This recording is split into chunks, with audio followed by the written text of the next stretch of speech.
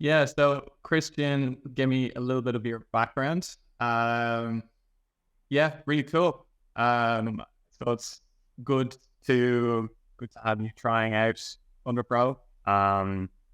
It's really nice, obviously, to have to speak to people at different stages of the challenges because I think there's obviously a lot to learn at every stage where people are at in the trading journey. So um, yeah, obviously, thanks a lot for taking the time to chat. Yeah, for sure. It's yeah, no problem on my end. I think I do. This is my first sort of funded program that I've done, and I did a lot of research and come across FunderPro, and I felt like it met. It was probably the best for my trading strategy. The biggest things for me was leaving positions open and over several days because I'm not a scalper. Mhm. I tend to hold a trade for 2 to 3 days minimum.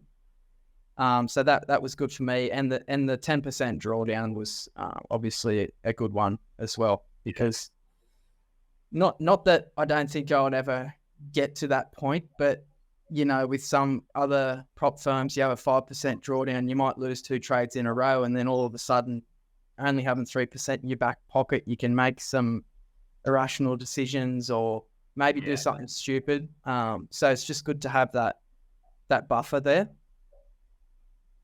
yeah, nice. And so I suppose for anybody who's watching this, it might be nice to hear your background. Obviously, I think you do a lot more than trading.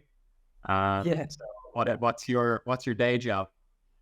So I race World Endurance Championship on a 1000 super bike. I race for Honda, and I've been doing that for 15 years now. So yeah, sort of getting towards the end of my career, you could say. It's been such a physically demanding sport, and it's quite taxing on the body, especially if you're crashing, and which happens. And a lot of surgeries over the years, and it's not like I can race forever. So I probably dove my feet into trading 2.5, probably 3 years ago now, and like the rest of us, I'm sure other people can relate. You just dive into trading and you lose money straight away Yeah, because you just want to make money, and it's just not as easy as just entering and exiting trades. Mhm. But it was kind of like a light bulb moment. I lost a little bit of money fairly quickly, and then I realized, well, if I can lose that money that quickly, there's got to be a way to be on the opposite side of that. So I really did my due diligence as far as studying and diving into that rabbit hole of the world of trading as we know it. So yeah, I think for me personally, I know I can't race motorbikes forever, and I needed something to retire on, and I'm quite happy to put that time and effort into trading to make that my next journey, let's say. Yeah, amazing. And so obviously you've got your chart open here, on TradingView. You're talking that you're obviously taking longer term trades. It might be Yeah. good for everybody if you might just want to explain how you approach your trading. Yeah, so it's quite simple. I didn't come up with this method. There's a few people that teach it, and I'll just draw it out for you. These are my days. So let's go to a Sunday, Monday, and these bars here are my Asia, UK, US session. Uh-huh. Sunday, Monday will generally start with a fake move week beginning. They'll issue a fake move in one direction. During a session changeover, they'll issue an M or a W. In this case, it'll be a W. And once they do that, they'll shift away, and that it'll be a 3-day or 3-level rise. So first day, rise, retrace. Second day, rise, retrace. Third day, rise, retrace. Midweek reversal, M formation. Drop 1, day 1, drop 2, day 2, drop 3, day 3, and end the week into consolidation. That's the model that I trade. Now, this is a typical week. We don't always have typical weeks. It's like in an ideal world, this is the pattern that we trade, and I only trade the 15-minute time frame to do this on. And let's just go to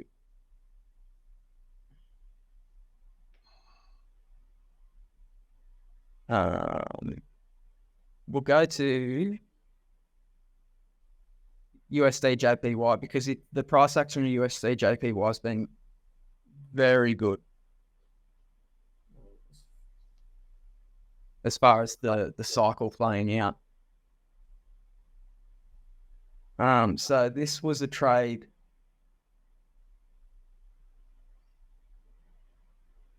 That I took. Where was it? Back in. And I suppose for your trading style, how do you then? Obviously, you're following the chart. You're mapping it as you see it making the moves that you're expecting. How do you, I suppose, make that decision then to enter the trade? So there's a lot of you need confirmation basically. So this is a typical week on JPY. Monday opened. This is dead gap zone.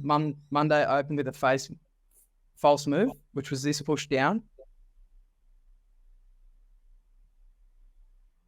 And there's your W.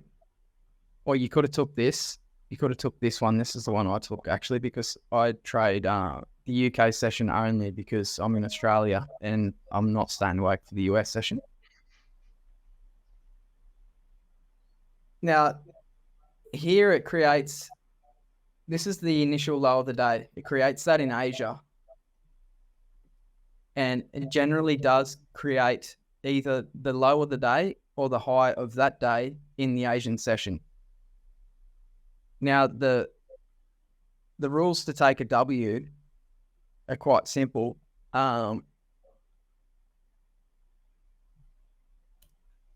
Asia will consolidate. Generally, the ideal Asian range is anywhere from 30 to 50 pips, depending on the pair.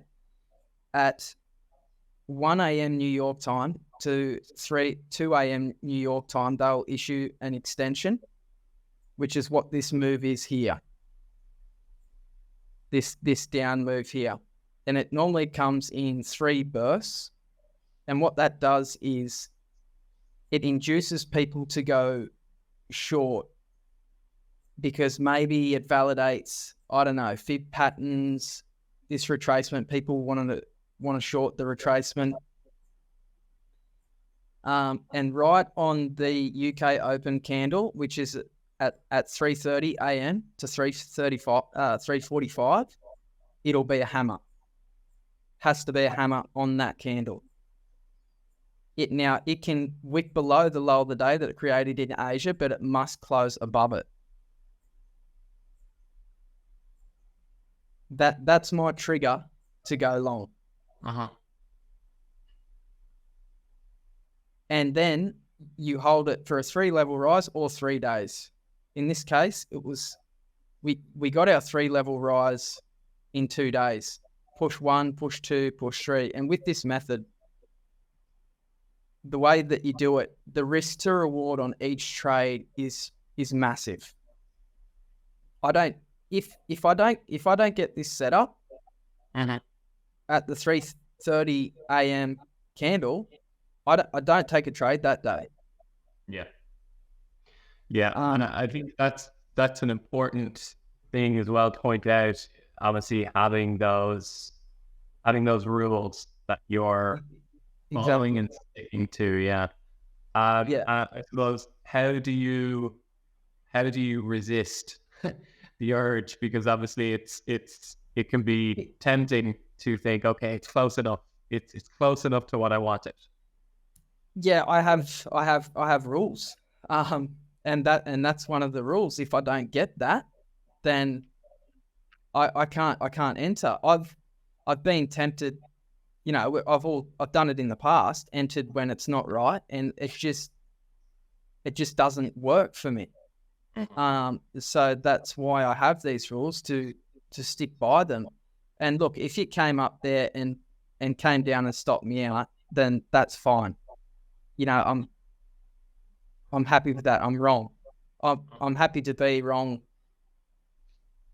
We're not going to get every trade right, but if that came up and came back down and stopped me out, that means that the market maker, which is the strategy that I trade, the market maker had different plans. They changed the plan. They're not doing that anymore. I have another rule, which is a 2-hour rule.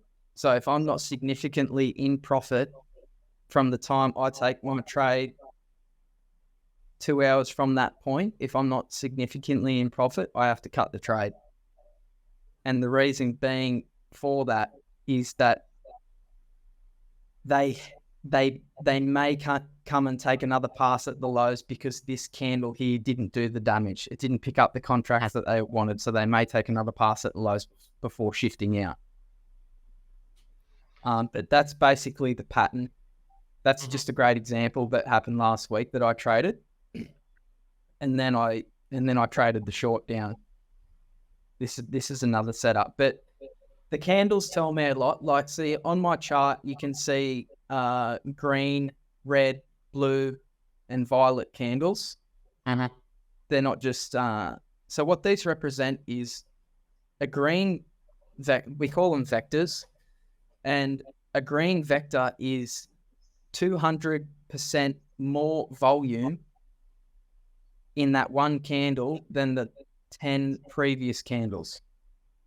So it's a considerable amount of volume.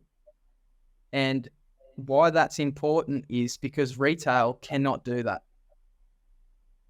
That's the dealers doing that. And the blue and the violet, they're 150% more than the previous 10 candles, and the reds are 200%.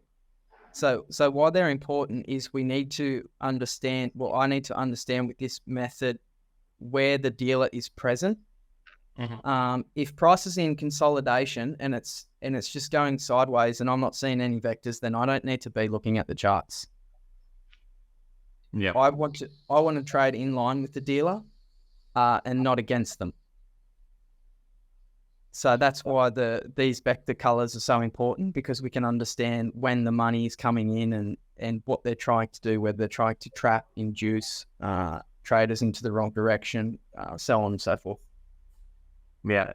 And I suppose, so obviously you've been honing this strategy, but obviously a very important, potentially more importantly, is the psychological element, and making sure that you're sticking and staying firm to it. Obviously being an elite athlete, I'm sure has also taught you a lot. Yeah, for sure. Yeah, I think so too. And the fact is that I also hate losing, which in trading happens quite frequently, as we all know. Yeah. But yeah, I think discipline is a massive thing. You need to have rules. If you don't have rules, then what are you doing? Like, it's just a recipe for disaster, in my opinion. Because I've traded on no rules before, and it wasn't a great outcome. Yeah. And how do you think your I suppose your career has, what connection from your motorbike career and trading do you see as those similarities? I suppose, what learnings have you made, as an athlete that transfers over to this? I think just dedication to be successful, and do whatever it is that needs to be done to make sure that I do this the correct way and be successful at it. Dedication, basically, and I'm passionate about it, you know.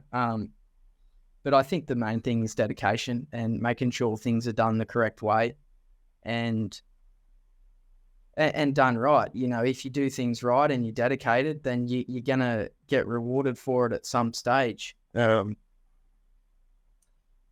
So I guess that's the similarities. It's more of a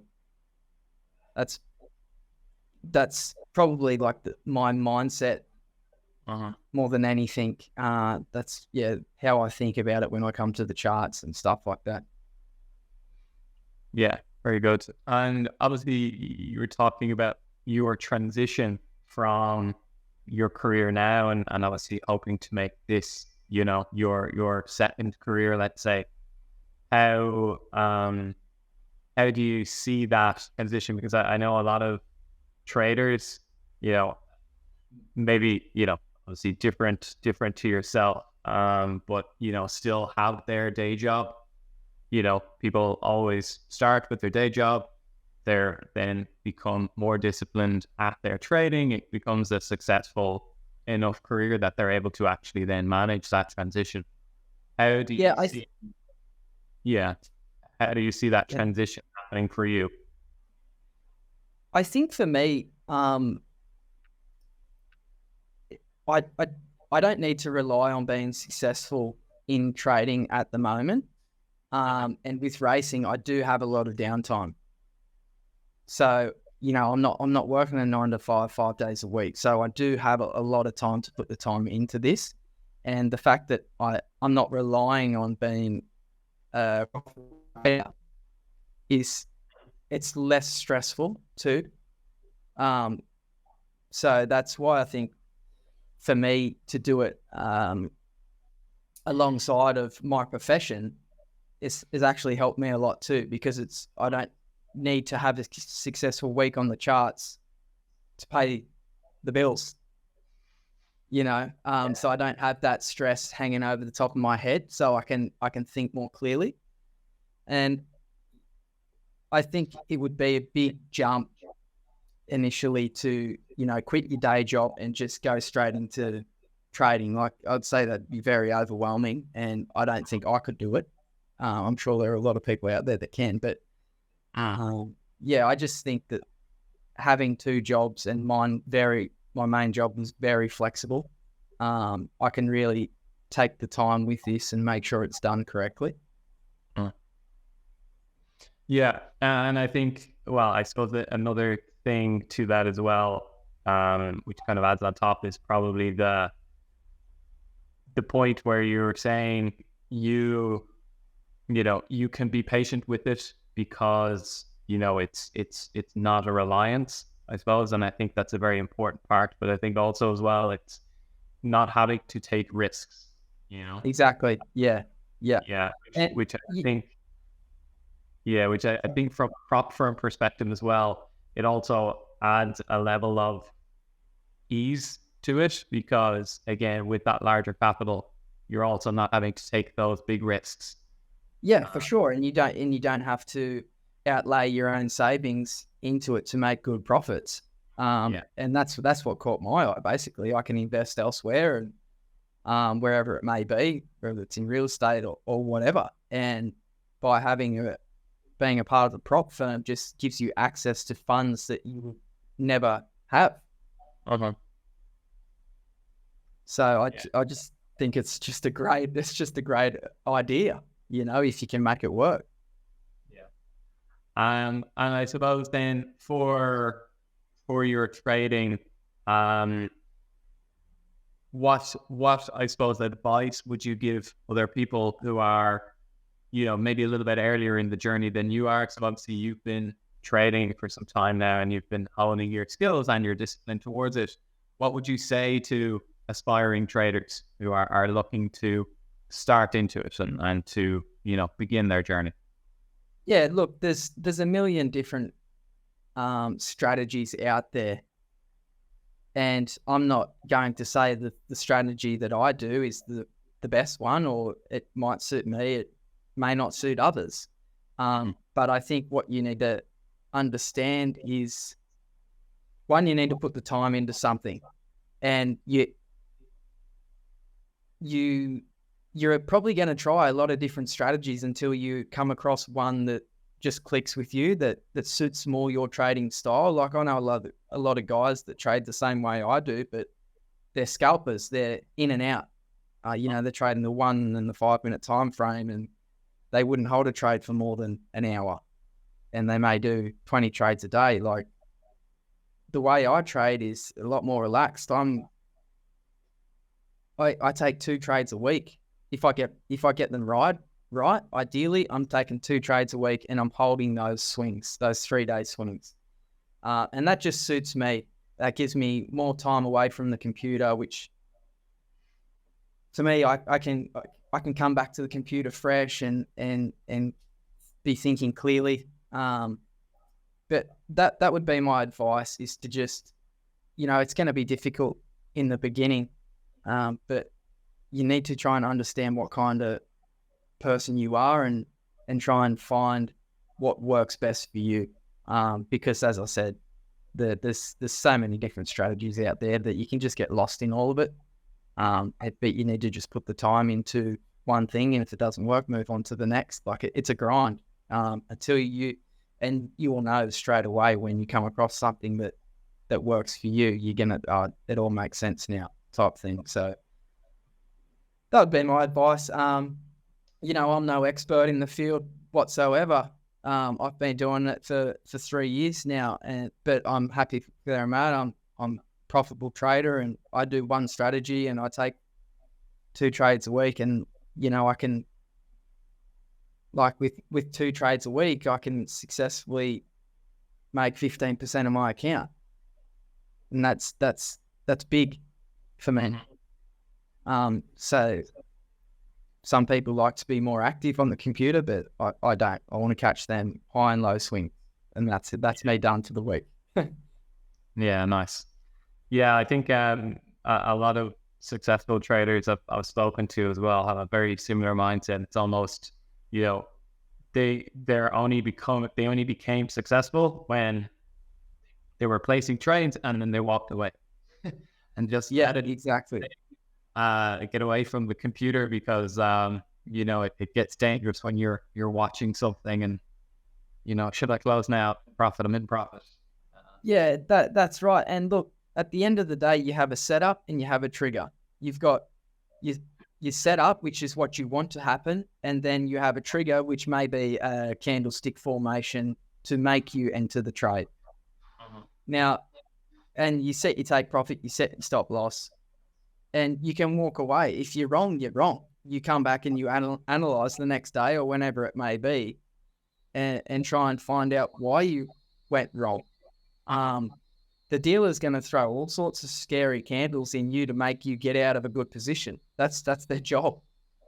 That's why, in my opinion, going away from the computer and not looking at the charts can benefit you, because you're gonna see some crazy candles print, and they're designed to make you take irrational decisions. So yeah, sometimes walking away from it can be better. For sure. Okay, well, I suppose, do you have any questions for me? Well, I have any questions for you. I didn't think you were going to ask me that question. I'm sure if I sat on it for a bit, I'd have it. Normally, I just go into the Discord and ask around when I want to know something. But to be honest, with me and my dealings with FunderPro at the moment have just been smooth sailing. Like, everything has happened good on my end. It's very easy to understand, and it's pretty straightforward and simple, and which is what you want. You don't want to complicate things, and FunderPro has made that much easier, I guess. So I've passed phase 2 now, so I'm currently waiting for my funded account, And I look forward to starting that and seeing how far we can take it. Yeah, fantastic. Look, from our side, honestly, we're always happy and love to see people reaching success, getting funded. And from our side as well, we're here. The team are here to support. The team put in a lot of hard work to help traders, help everybody who's in our community to, get the most from FunderPro. So we're always here on Discord through our live chat or here to talk anyway. So it's awesome. The service that you offer is great. I mean, I've got no complaints whatsoever. And it's been quite a breeze really. So everything happens quite smoothly and quickly. And I'm very, very happy with it. Yeah, brilliant. Okay. Well, I think from the interview, I think we can wrap it up here. Thanks so much for your time today, and best of luck, and best of luck in your racing and your career as well. Yeah, cheers. Thank you very much. Yeah.